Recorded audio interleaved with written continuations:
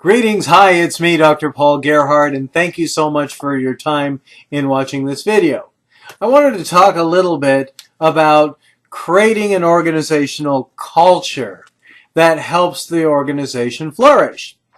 No matter what kind of organization that you have, you need people to be motivated to make sure that customers are completely delighted with what it is that your company does. Are you providing a product? Are you providing a service? Whatever it is, most people like what they like, and they feel comfortable in doing business with an organization that really understands them. You know, are you producing products that totally delight you and give you no reason for customers to change buying habits except to choose what your company produces? That's really the bottom line. And totally delighted customers will have people who are talking about their delight with other people within their circle, because we're all opinion leaders within our circle, our family and our friends. We like to talk about organizations that do us right. Well, if you recognize the value that organizational culture plays, then you understand that if you have a positive culture where people want to do what they do because they understand how what they do has a positive impact on people internally and externally in the organization, then more likely people are excited about doing what they do.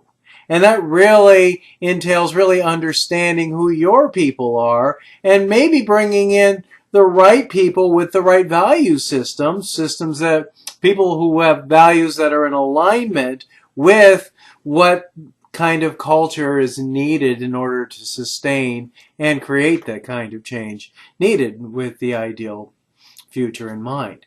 So one survey suggests that 84% of the people surveyed really believe that culture of the organization really makes a big difference.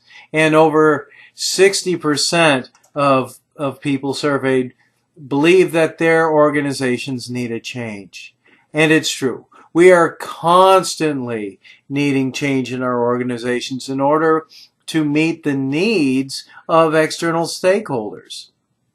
Customers must be delighted and customers must be understood, is what I continue to say. And if you want to make sure that customers are delighted, you have to have happy employees that really feel like they're making a positive difference. So in order to do so, we need to make sure that we're taking a look at what's being said in our organization. Are we constantly talking about things in a positive way that shapes a culture that will accomplish our goals? How are people seeing our organization? Sometimes we have things on the walls that are reminding us of how our actions are making that positive difference. Sometimes people don't feel right as they walk into an organization because we're not considering the aesthetics that are shaping the image of our culture.